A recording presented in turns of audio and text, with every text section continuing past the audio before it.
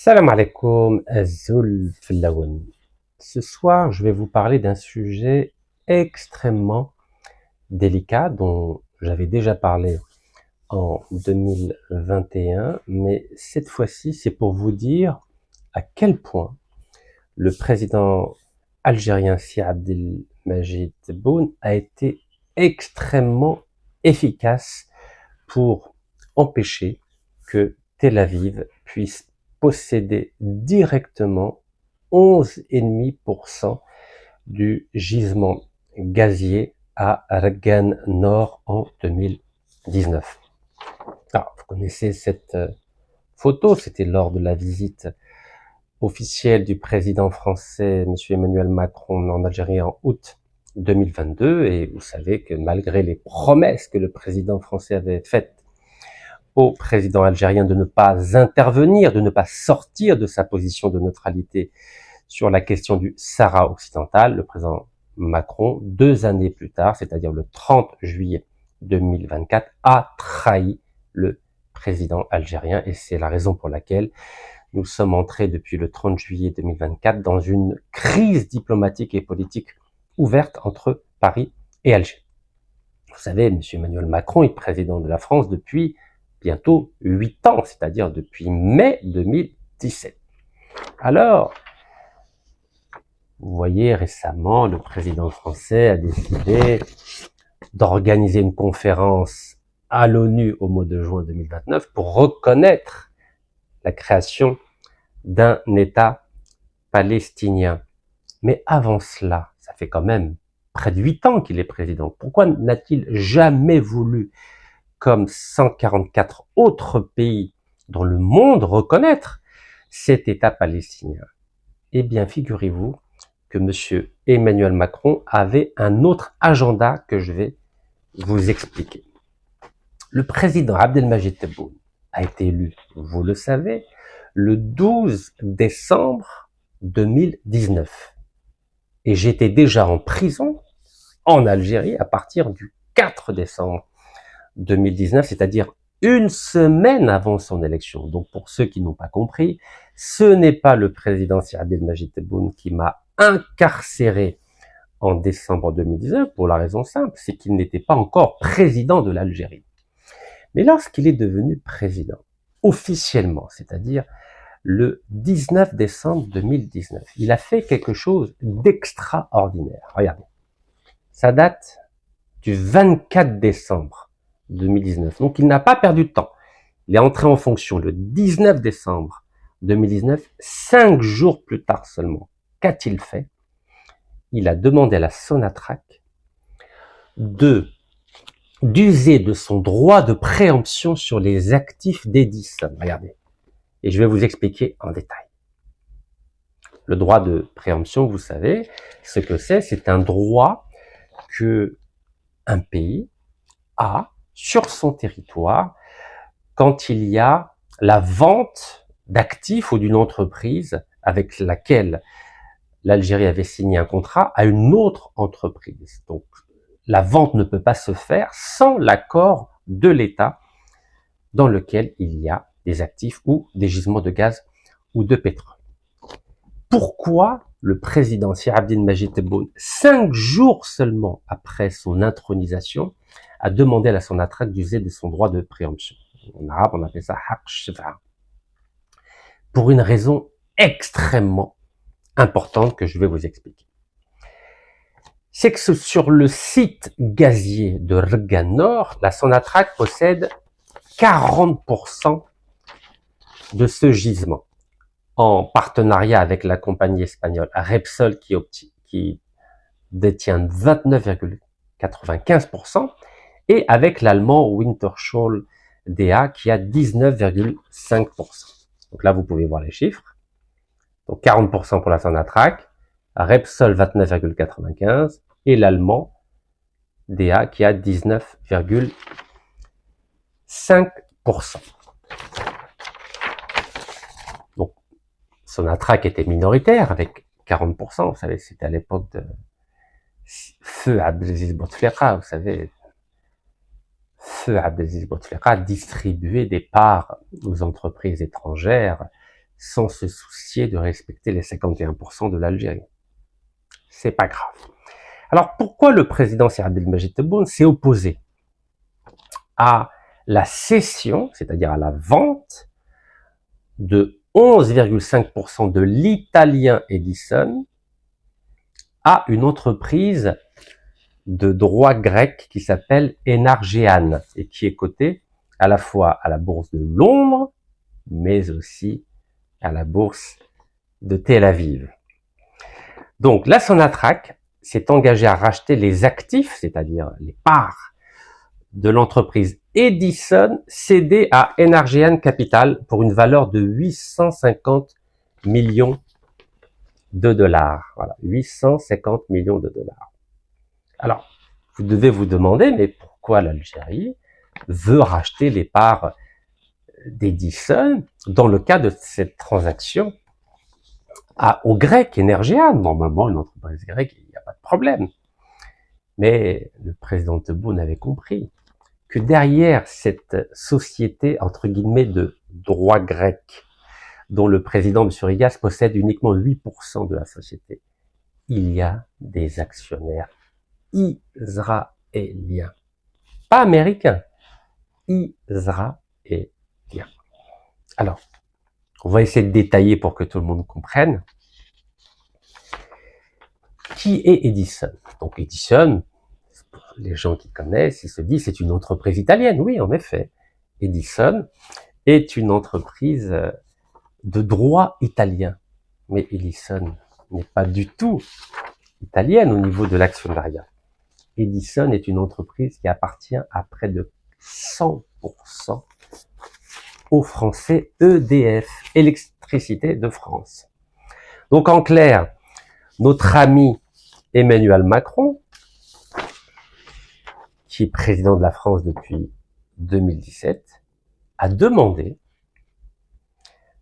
au président d'EDF que je vais vous présenter, qui s'appelle Jean-Bernard Lévy, à ne pas confondre avec Bernard-Henri Lévy, de vendre les parts d'EDF, c'est-à-dire d'Edison en Algérie, sur le site gazier de Regan Nord à Tel Aviv. C'est la raison pour laquelle M. Emmanuel Macron n'avait jamais voulu reconnaître l'État palestinien jusqu'à sa promesse de le reconnaître en juin 2025. C'est parce que M. Emmanuel Macron est un allié politique du génocidaire Benjamin Netanyahou, qui a sur la conscience la mort de 50 000 civils palestiniens de Gaza. Et pour cette opération de faciliter les contacts entre l'Algérie et Tel Aviv, vous savez que Emmanuel Macron avait quelques hommes clés dans le système politique algérien. À commencer par monsieur Ramtan Ramamra. Vous connaissez monsieur Ramtan Ramamra, qui est un fin diplomate, qui a fait sa carrière à l'ONU, qui a été plusieurs fois ministre des Affaires étrangères. Et monsieur Ramtan Ramamra, ici avec Emmanuel Macron, que disait-il? Il disait que Emmanuel Macron est un ami de l'Algérie. Et oui, c'était le grand amour. Donc M. Ramtan Ramamra fait partie du dispositif au sein de l'appareil politique algérien, qui est un homme d'Emmanuel Macron pour défendre les intérêts de la France et du génocidaire Netanyahou en Algérie. Alors il n'y a pas que Ramtan Ramamra, dont je vais aussi vous parler dans quelques secondes. Il y a bien sûr l'auteur algéro-français, que vous connaissez maintenant, et qui était directeur central au ministère de l'Industrie algérien, et qui était clairement un agent de normalisation. Avec qui? Avec le génocidaire Netanyahou. Ils étaient ensemble au sommet de Davos, en 97. Et avec qui était-il cet homme? Il était avec son ministre. Vous connaissez son ministre, Abdeslam Bouchouareb, le ministre de l'Industrie, qui lui aussi est un agent de normalisation et un grand ami d'Emmanuel Macron. Donc, vous voyez, donc alors on en est à Ramtan Ramamra, l'auteur algéro-français, Abdeslam Bouchouareb, ça fait 3, plus l'ambassadeur de France à Alger pendant 7 ans. Vous imaginez, pendant 7 ans, il est ambassadeur de France. Et c'est lui qui est coordonné ses contacts avec Abdeslam Bouchouareb, cet auteur algéro-français, et bien sûr, Ramtan Ramamra, qui était ministre des Affaires étrangères à ce moment-là. C'est dur l'Algérie, hein. Et bien sûr, il y avait un grand monsieur qui défendait les intérêts de la France, en particulier Total, et c'est lui qui coordonnait tout ce beau monde. C'est le général Denis Favier, qui à partir de 2016 est devenu le vice-président chargé de la sécurité du groupe Total. Et c'est lui qui défendait, en utilisant tous les moyens, je dis bien tous les moyens, pour exercer des pressions militaires, judiciaires, politiques, diplomatiques, médiatiques sur l'Algérie pour obtenir que l'Algérie se plie aux exigences de la France.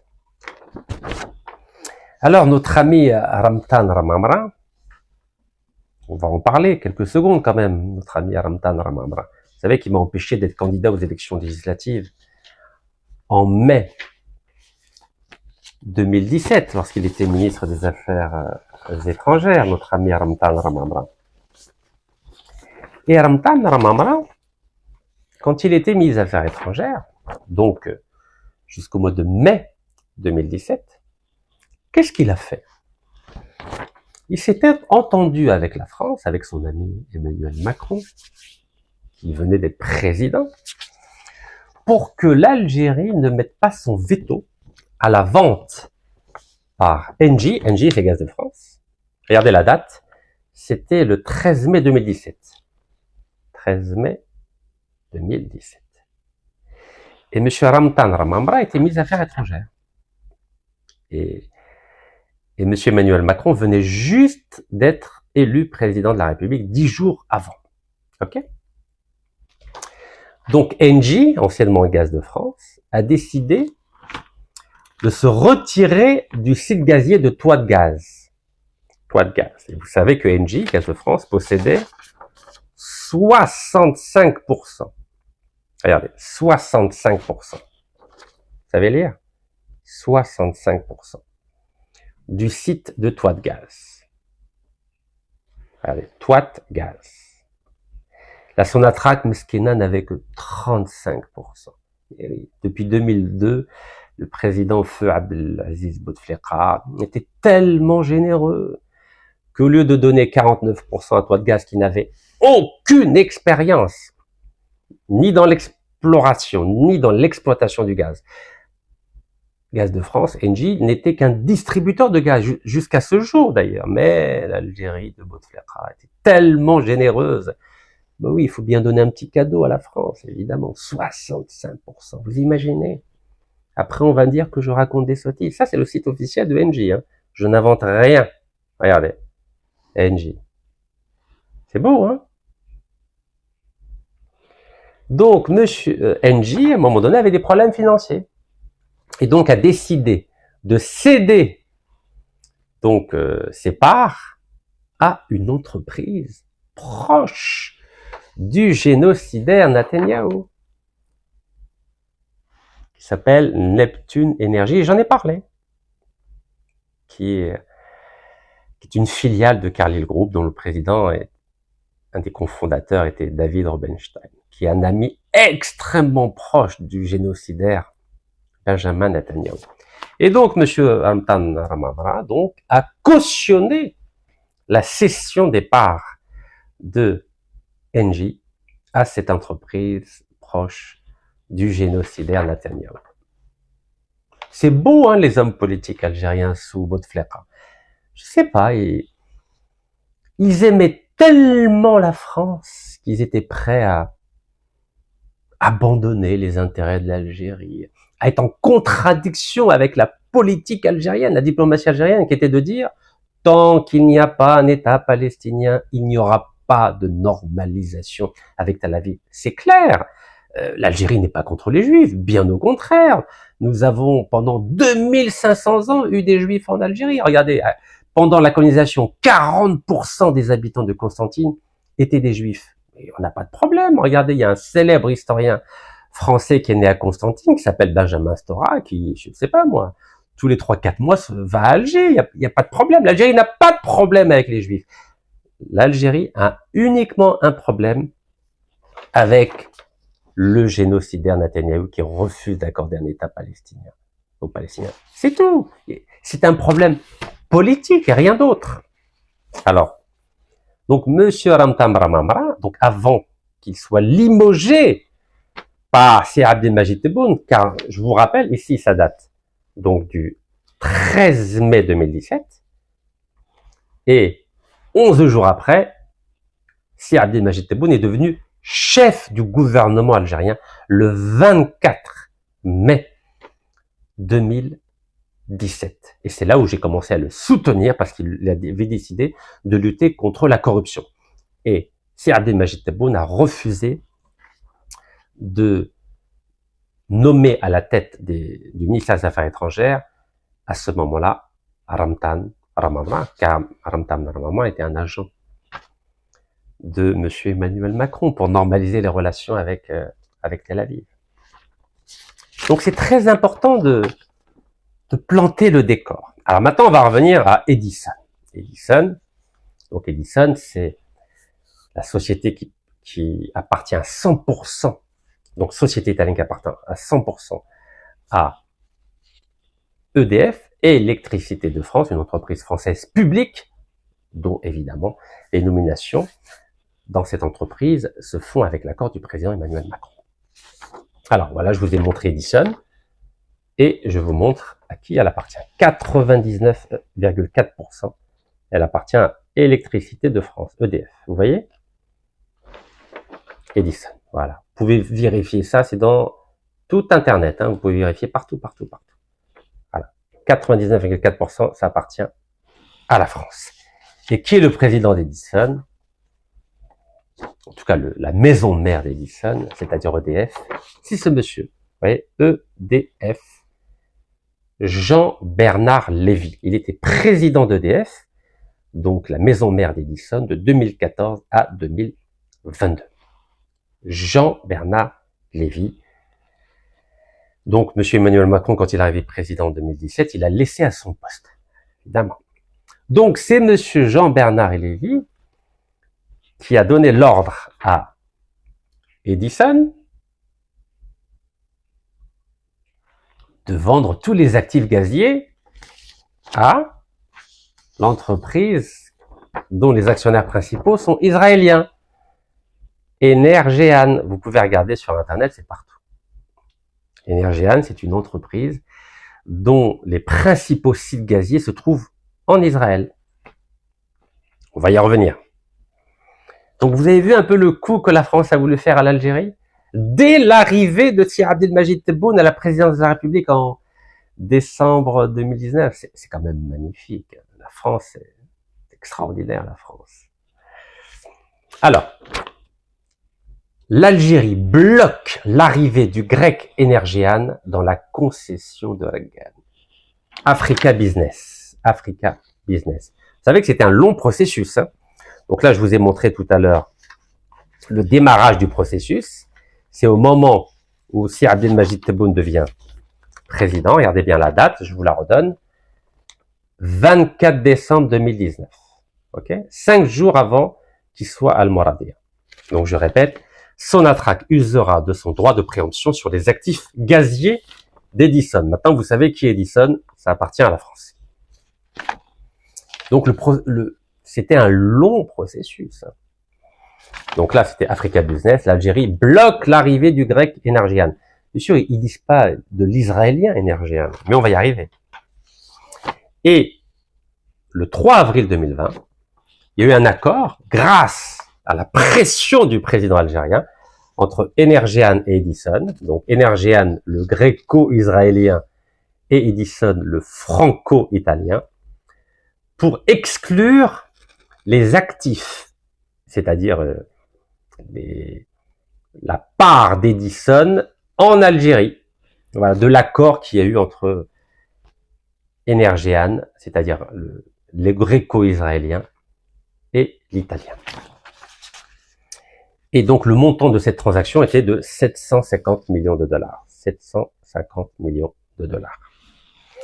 Donc voici les preuves que Energean, ce n'est pas grec. Oui, c'est de droit grec, mais c'est israélien. Regardez. Energean Israël, qui est une filiale à 100% de Energean. Regardez, Israël, 2014. Voilà, je vous donne. Vous pouvez vérifier toutes ces informations financières sur Internet. Regardez le siège, où est-ce qu'il est le siège? Il est Israël. C'est bon, vous avez à voir? Alors, on va parler évidemment d'Energean. Energean salue la performance de son noyau israélien alors que la vente d'actifs s'achève. C'était le 23 janvier 2025. Il n'y a pas longtemps, regardez. Ça fait même pas 3 mois. Vous voyez? Energean, son noyau israélien. C'est bon? Allez, on continue. Le chiffre d'affaires a augmenté en 2023 de 26% et il est aujourd'hui de 1,78 milliard de dollars en 2024. Regardez. 1,78 milliard. C'est une coquette somme quand même, hein. C'est pas rien, hein. Et Energean produit 153 000 barils. Regardez. 153 000 barils par jour. L'Algérie, c'est à peu près 1 million. Donc, c'est-à-dire, Israël, qui est tout petit, produit 6 fois moins seulement que l'Algérie. 6 fois moins. 153 000. L'Algérie, c'est 1 million à peu près. Et la production en Israël a bondi de 29% en 2024. Vous voyez? Donc vous imaginez s'ils avaient en plus Regan, la part d'Edison de Regan. C'est magnifique quand même, hein. Alors le président donc de Energean, bon évidemment il s'appelle pas Rubenstein, il s'appelle Rigas. Il a déclaré que l'achèvement de la transaction Carlyle, vous vous souvenez c'est qui? Carlyle, c'est un groupe américain qui possédait Neptune Energy, qui était à toit de gaz, dont j'ai parlé tout à l'heure. Le cofondateur était David Rubenstein. Donc Rigas, le PDG d'Energean, a dit que l'achèvement de la transaction, donc des actifs d'Edison, était une priorité essentielle. Regardez, essentielle.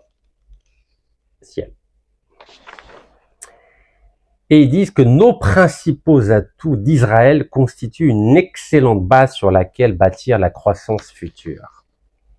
Voilà, parce que Energean possède 100% du gaz israélien. Et je continue. Il faut savoir que cette société possédait des actifs en Égypte, en Italie et en Croatie. Et maintenant, Energean a décidé de se concentrer exclusivement sur les gisements de gaz en Israël. Donc se concentrer exclusivement sur les gisements de gaz en Israël et au Maroc. Donc ils espèrent trouver du gaz au Maroc. Vous savez, ça fait des décennies qu'on parle d'éventuels gisements de gaz au Maroc. Peut-être qu'il y en a au Sahara occidental, je ne sais pas. Vous savez, on n'a pas accès au Sahara occidental depuis 50 ans, vous êtes au courant. Alors, j'ai mis une belle croix pour que vous disiez gisement de gaz en Israël et au Maroc. Allez, maintenant, on regarde les comptes de 2023 d'Energean. Regardez. Donc, c'est coté à la bourse de London Stock Exchange, et Energean Israël. Voilà, 2023. C'est bon? Energean Israël. 2023. Il est gentil, Emmanuel Macron. Hein. Emmanuel Macron, il veut absolument que Tel Aviv soit en Algérie. Moi, je le trouve mignon. Il faut avoir un peu d'humour quand même, hein, n'est-ce pas? Allez. Alors, Energean Israël, une filiale d'Energean, a prévu un plan de développement d'1,3 milliard de dollars dans les gisements de gaz de Karish et Tanin au large d'Israël. Regardez. 1,3 milliard de dollars. C'est en rouge là. Vous voyez? Tout ça est vérifiable, bien sûr, hein, vous me connaissez. Energean Israël est l'opérateur qui détient une participation de 100% de chacun des baux de Karish et Tanin depuis 2016. Voilà. 100%. C'est bon? On poursuit. C'est beau les preuves quand même. Hein. Je vous ai dit, j'ai tout mon temps. Voilà, maintenant, on va parler des actionnaires, shareholders. Ça, c'est les actionnaires de Energean Israël. Regardez. C'est 30% une boîte qui se trouve à Hong Kong, ici, donc qui s'appelle Kerogen, 30%. Vous pouvez voir, 30%, elle est à Hong Kong. Et c'est, que je regarde avec vous, 70%, hop, attendez, voilà, 70%, ici, c'est israélien. Avec, ils disent, 15 à 20% donc anglais et le reste des institutions israéliennes ici. Voilà, vous voyez bien, institutions israéliennes. On poursuit, vous connaissez ce drapeau israélien là, vous le connaissez? Hop, voilà ici. On y va. Et les réserves en gaz de cette société sont principalement où? Regardez, je l'ai mis en rouge. 88%, ils sont où ces réserves en gaz? Hop, les Israël. Vous voyez Israël? Tel Aviv. 88%. Alors ils ont... voilà, vous pouvez voir la carte. Donc Israël reste à peu près 50% des réserves après l'acquisition d'Edison. Donc, vous savez, Edison, c'est où? C'est en partie en Algérie. Regardez, ça c'est la carte de là où se trouve Energean. Donc, Égypte, Israël, Chypre, Grèce, Monténégro, Croatie, Italie et Malte. Voilà, vous avez tous les pays ici. On continue.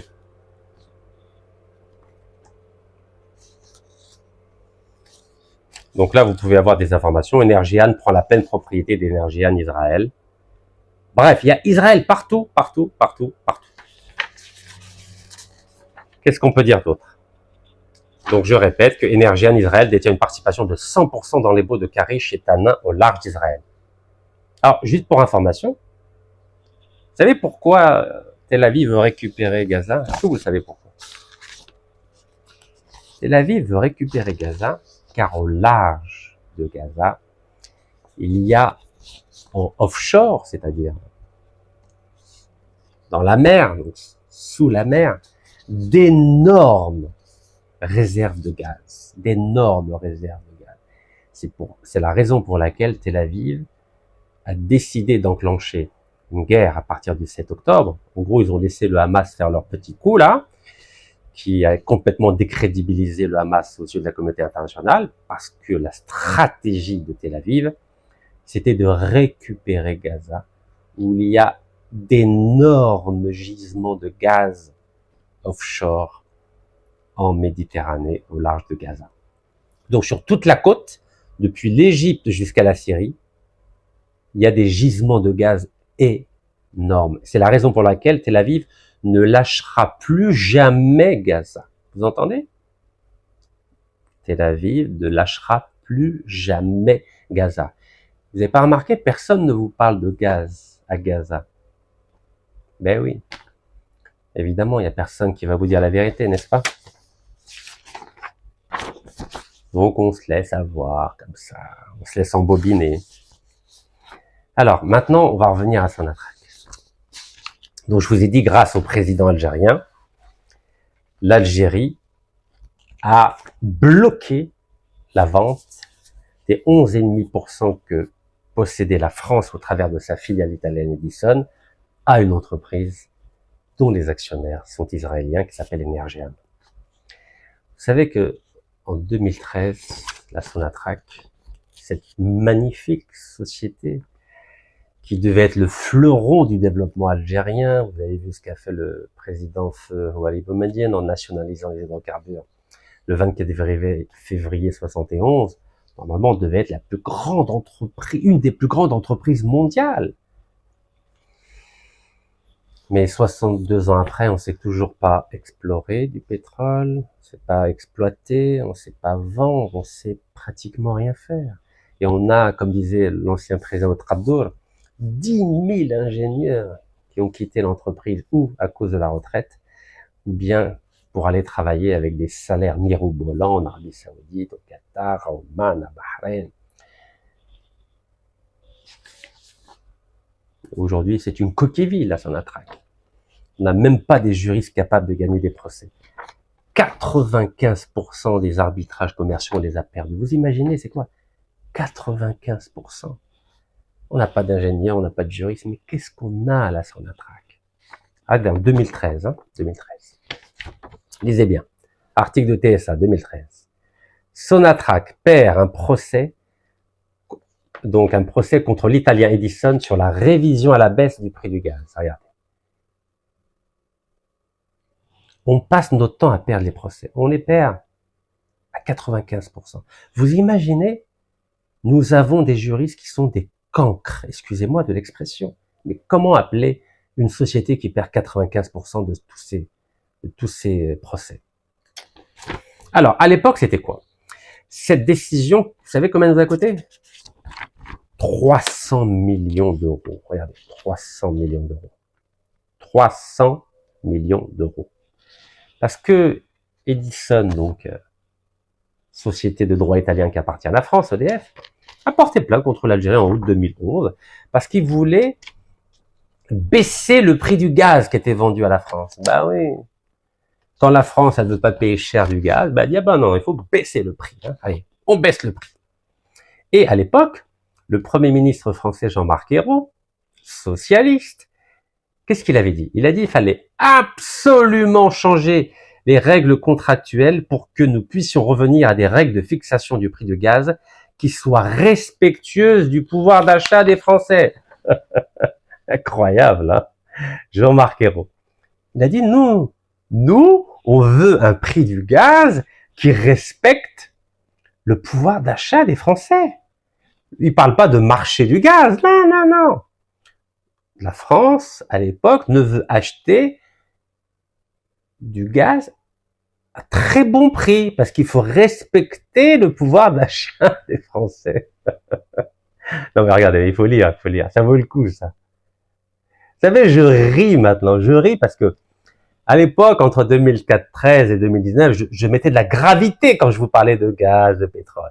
Mais vous savez, maintenant, la messe, elle est dite. Hein. La France, maintenant, elle achète même plus du gaz. À TFT, elle l'a gratuitement. Ou Hello, comme ça, 0 centime.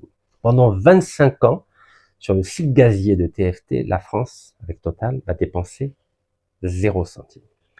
En 2013, ils disaient, bon, on est prêt à l'acheter, mais vraiment à un coût extrêmement faible. Et puis ils ont dit, on veut plus qu'il soit indexé sur le prix du pétrole, parce que depuis les années 60, il faut savoir que le prix du gaz était indexé sur le prix du pétrole.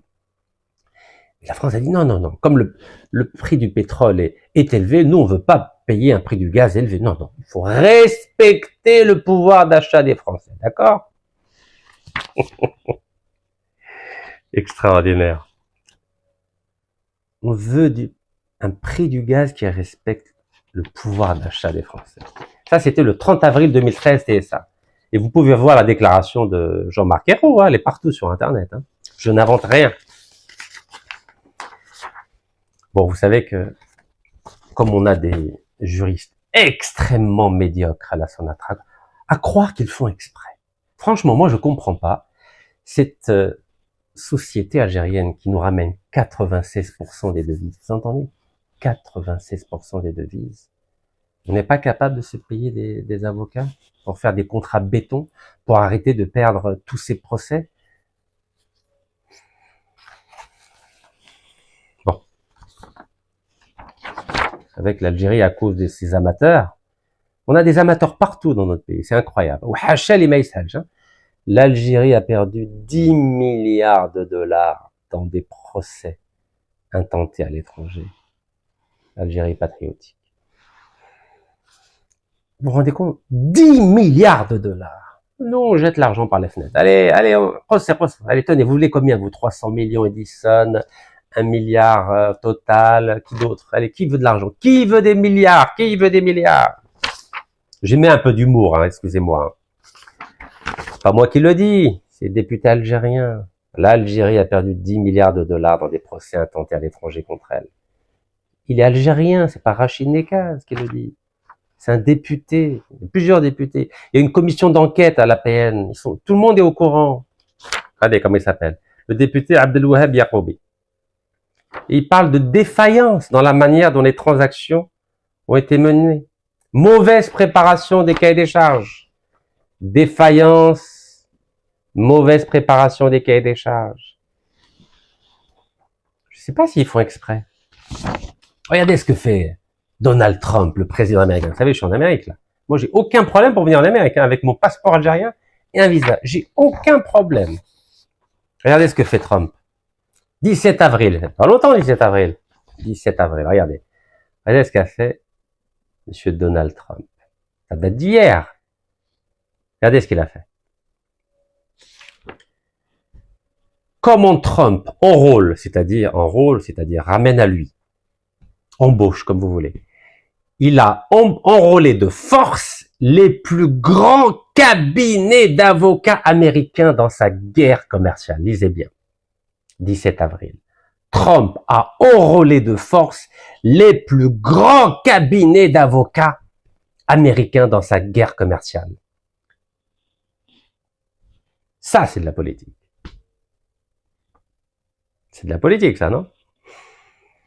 Le président américain, écoutez-moi bien, il a récolté pas moins de 940 millions de dollars. Regardez, 940 millions de dollars de prestations juridiques pro bono, c'est-à-dire ils ne payent pas, auprès des cabinets les plus prestigieux en menaçant directement l'intégrité de leurs affaires. Il compte bien les mettre au service de sa guerre commerciale. Voilà.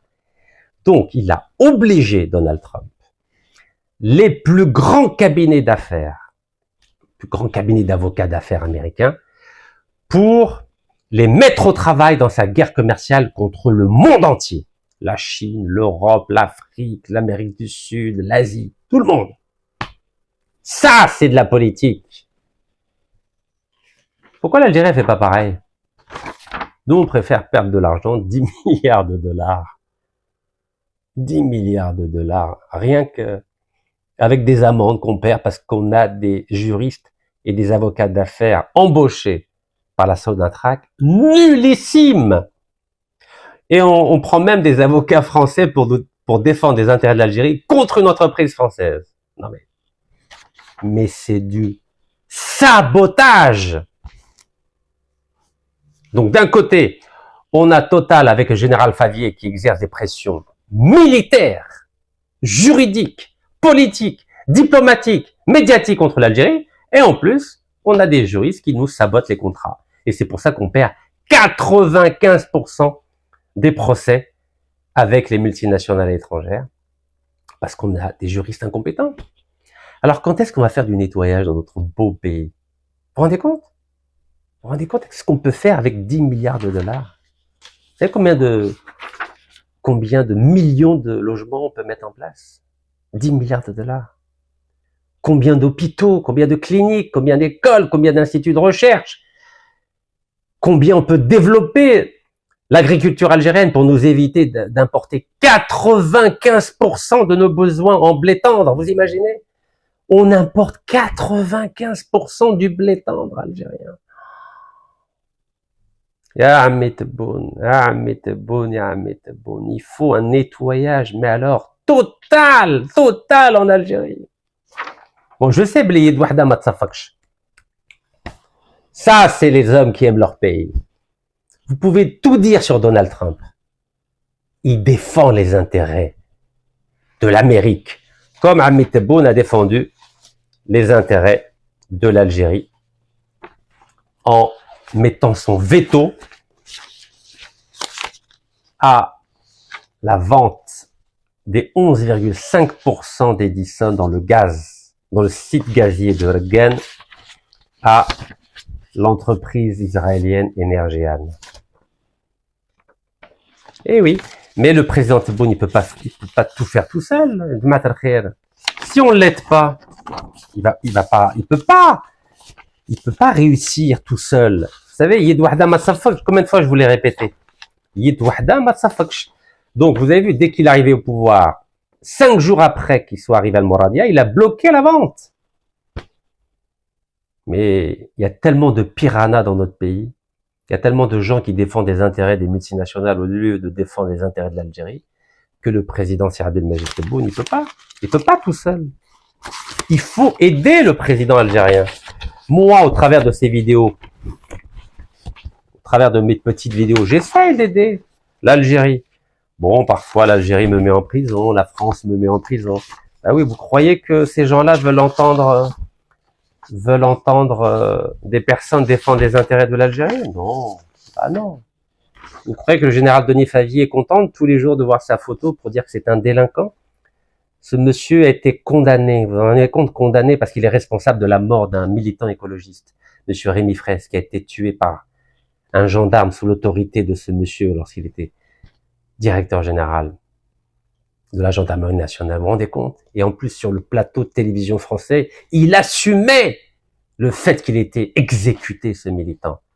Et regardez, 8 ans après, il a été condamné par la Cour administrative d'appel de Toulouse, et là, il y a quelques semaines, par la Cour européenne des droits de l'homme. Et alhamdoulilah, il est mis en examen en France par le juge, le doyen des juges d'instruction, monsieur Cyril Paco, suite à la plainte que j'ai faite contre ce monsieur, à cause de qui j'ai tout perdu en France. Oui, ce monsieur-là, qui a fait pression sur l'Algérie pour avoir 25 ans de gaz gratuit à TFT et 25 ans de pétrole gratuit à Hassi Berkin. Vous vous rendez compte? Général Denis Favier. Moi, j'aimerais, et ça c'est ma proposition, vous savez que le président algérien, Sir Abdelmajid Tebboune, a décidé de permettre à des officiers de l'armée algérienne d'exercer des responsabilités dans les entreprises publiques algériennes. Moi, j'aimerais que le président Sir Abdelmajid Tebboune fasse exactement comme Macron avec Total. Ce monsieur, général Denis Favier, est vice-président de Total, chargé de la sécurité. Je souhaiterais que le président algérien, Sir Abdelmajid Tebboune, nomme un général comme vice-président de la Sonatrach pour surveiller tous les contrats qui sont signés avec des multinationales. Voilà, j'aimerais qu'on fasse comme les Français. On fait du copier-coller. Les Français qui se considèrent comme un État civil n'ont aucun mal à nommer un général en tant que vice-président de Total pour garantir les intérêts français dans le monde. Et je souhaiterais que l'Algérie fasse exactement la même chose. Que le président Sir Abdelmajid Tebboune nomme un général compétent, bien sûr, dans le domaine juridique, pour surveiller tous les contrats signés par la Sonatrach avec des multinationales. Voici ma proposition, car comme vous le savez, quand je fais une analyse, j'ai toujours une proposition. Barakallahu fikum, tahiyat Jazair, wa la yaham shouhada, inshallah.